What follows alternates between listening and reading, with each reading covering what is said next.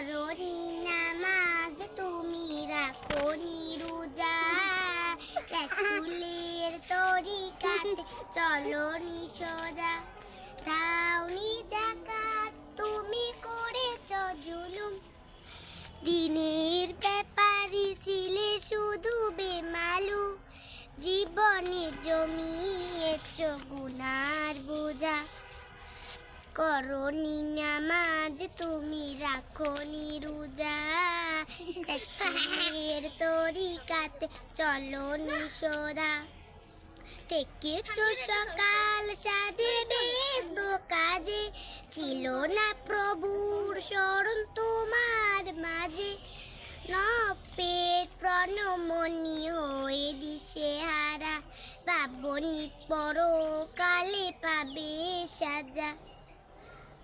অসাধারণ অসাধারণ সুন্দর গজল।